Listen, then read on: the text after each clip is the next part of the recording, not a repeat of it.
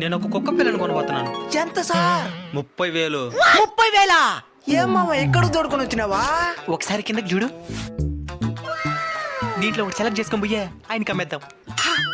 ఈజీగా ఈది కుక్కని కనిపెట్టేస్తాడు. ఆ నల్ల బంగారాన్ని ఎత్తుకో.